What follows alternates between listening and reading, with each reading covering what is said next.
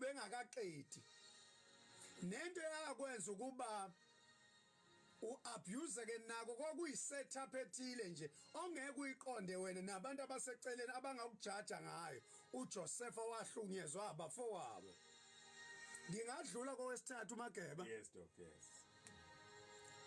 uJobe wakwaba bankrupt wangaba nayo into ezimali angikhuluma indaba yomuzi ngingathi wadlela umuzi wafelwa ingane khuluma ngomuntu obenemali ebhange abantu abebetsheleka kuye mhlambe nawe ngilalele manje ubusiza abanye abantu namhlanje akekho okusizayo uJobe akekho umuntu owamnceda esimeni sakhe kodwa wayinabantu I believe ayebanceda yena ngesikhathi right walahlekelwa impahla lahlekelwa imfuyo akekho wayemfuna wajikelwa waziwajikelwa na umngakhe ekwakufanele ukuthi ame naye noma kuJobe engasenalutho kodwa uJobe wabuye wavuka. Amen. Kuyakuphoqa ukuthi uyizame indlela yokutabalasa uvuke ukuze sishintshe istory abantu abasaziyo ngawe. Amen. Neyipicture bangayithula emngcwabeni wakho zime ngendlela ofisa ngayo hayi ngendlela isitha esusathani esifisa ukuba abantu bakhulume bakhale ngayo emngcwabeni wakho. uJobe wake waba nako wake waphuceka futhi konke kwangaba khona konke negama lakhe lahuduleka phansi wazwajikelwa nawo umuntu okwakufanele ameduze kwakhe umngakhe noma kunjalo uJobe akamthukanga uNkulunkulu. Amen. Ngingamthatha omunye njalo doc.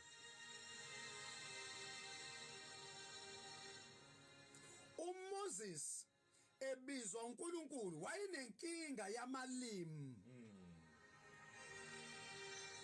Ayingebayeka lapha. Wayengakwazi ukukhuluma engangingizanga.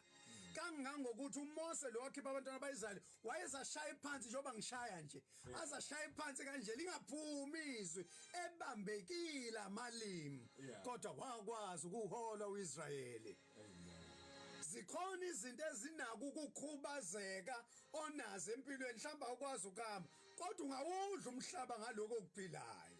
Uyangizwa ngithi ungakusebenzisa okuphilayo ukulanda lokho ongenako awukwazi wayengeke wathi noma uMose uyazama ukuthi avimbe lokho uNkulunkulu akuhlosile ngako efuna ukuvimba ngokuthi alokethu unamalimi kwasho ukuthi elikaNkulunkulu icebo lingevimbi. uMose wayenenkinga yamalimi kodwa wakwazi nawe noma ungaba nje uyazazi ukuthi unjani noma ungaba nje noma bangathi unje kodwa usengavuka uyithathe. Amen. Usengalivusa ikhaya lakho usengaganwa. Amen. Usengaphinda uhlonipheke abantu futhi basengabukela kuwena basengafunda futhi kuwena. Ngingamphinda futhi uMose mawungenankinga Mageba. Yes. uMose was a killer. Wabulala umuntu. Wangagcina ngaloko wamgciba ezama ukufihla ubufakazi. Uzahambe nje ayohlala ekhweni lakhe mhlawumbe ungilalele nje kumanje uhlele ekhweni ngenxa yezimo uphakelwa lapha ekhweni lento ikwenza ungakwazi ukuba uwe nakwingodiso yakho sewahlala kantombazane impilo ekubeke lapho ngoba unali imuva. uMose ebizwa uNkulunkulu wayelusa izimvu zomkhwe wakhe. Ngingamthola umuntu engikhuluma naye namhlanje ekseni. Amen. Kodwa uMose wakwazi ukukhipha bonke abantu abanomlando noma ungaba mubi kangakanani kodwa uNkulunkulu unali icebo ngalabo bantu. Yabona lamntanami ngikhuluma mina ngabantu ukuthi bathini baphasa abantu banelungelo lokuba nembono yabo ngawe abanye futhi abazi ukuthi uzube kuleso simo nje yini yakufaka lapho. Phuma so ungayikhathazi baphase uMose noma enjalo kodwa uyiqhawe lenkolo kangangokuthi noJesu ekhuleka entabeni wabonakala noMose ikhila. Imphethe ingubo ezimhlophe imqinisa uJesu entabeni lokho kwadala ukuba noPetro aze athi asaka madokodo kule ndawo.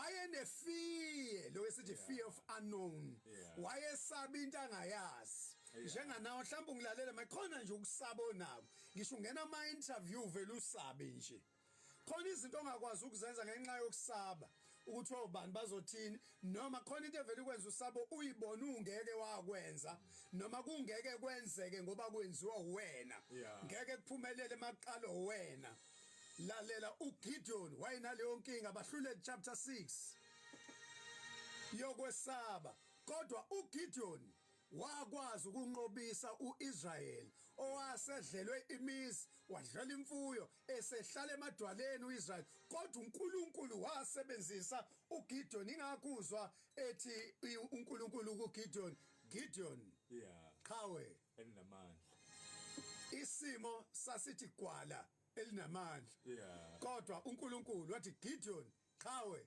elinamandla uSamson wayeyiloko esithi ihumanizer ethanda abantu besifazane njenganawe mfana wami njenganawe ntombazane yami njengoba uthanda amadoda kumanje abantu abasempilweni yakho nje ngiyazi ukuthi laba abazi ukuthi uwedwa kulungile abazi ukuthi uyedwa lokho kodwa uyazi kumanje uganile ushadile but you are cheating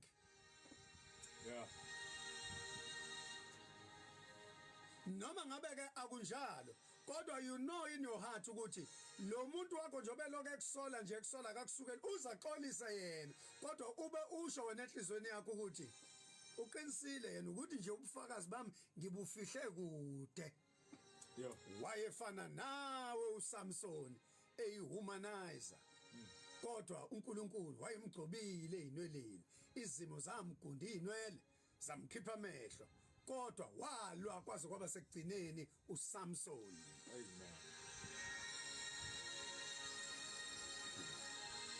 lamazwi ongakhuluma nginendaba noma ngabe umkakho uthini mayesekuthuka ukwenza ukuthi uze uyibone useless kangakanani mhlambe you are a man of God kodwa lobu buhlungu nalesi sono silokhu sikulandelile as much as umthanda kangaka uNkulunkulu kodwa don't give up yebo sigundiwe inwele kodwa ikhanda alinqanyulile sisengayimila uRahabi wayengunondindwa edayisa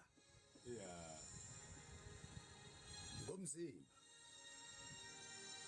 naloya Maria nihlale nifunda ngayo eBhayibhelini ekuthiwa wakhipha amafutha eperfume abiza kakhulu wafike wawaphahlaza einyaweni zika Jesu wagcoba uJesu wanuka indlu yanuka kamnandi wasededela inwele zakhe zaziyigoda waqaqa igoda wasula inwe inyawo zika Jesu egcobe leyo perfume ngemali ayethole ekudayiseni kwakhe ngomzimba uJesu ebona lo wesifazane niyangizwa ebona lo wesifazane egcoba le perfume yamafutha einyaweni zakhe esula ngeinwele zakhe bacomplain abantu bakulelizwe ngoba bohlale becomplain ngoba okokuqala kwakuukuthi babekhathaza ukuthi itholakale kanjani yona le perfume kodwa uJesu swakala ethi ngithi kini lo wesifazane kuyakuba isikhumbuzo saphakade ngaye ukuthi wangigeza inyawo wangasho lutho ngomsebenzi ongcolileyo owawenziwa yilona wesifazane now you can rise again noRahabi ke wakwazi inhlolo ezayivela ezulwini wakwazi ukuthi ayifihle abantu ababefuna ukuzibulala bagcina bengayitholanga uRahabi lencwadi yamaHebheru 11 angungeni nombani oseBhayibhelini kungena abantu abakhethekile kodwa ungayifunda nancwadi yamaHebheru uyomthola noRahabi kuze kuthiwe uRahabi isi kodwa naye ubalwa ngaphansi kwesihloko esithi amaqhawe enkolo kodwa niyabona ninomfundisi ngempela amen mhlawumbe ungilalele nje udivorceile kukhona abantu abakujaja ngedivorce oyenzile one abazi into kade ubhekene nayo ugxeka uzugxekwe ngisho uma wakho ugxeka uzugxekwa abantu bakini abanye babelokhu bebekezela ngoba befuna ukuthi uzugcina ubulewe noma wena ugcina uyibulele but you decided ukusithatha lesi sinqumo sokuthi udivorce. Let me tell you something. lo wesifazane waseSamaria wayengowesifazane odivosile. Yeah. Uthi uJesu suke waba namadoda ayisihlanu. Yeah. Hayi ama-o. Uthi nayo le akusiyona eyakho. Yeah. Kodwa lo wesifazane idolobha laseSamaria lazi ngoJesu ngenxa yakhe wangena emlandweni eSamaria ukuthi wayiguqula indawo yonke yaseSamaria although eyidivorcee. Hey. Ngeze njani ngibayeke manje noma ngiqhubeke nabo? Abesekhona sibaqede.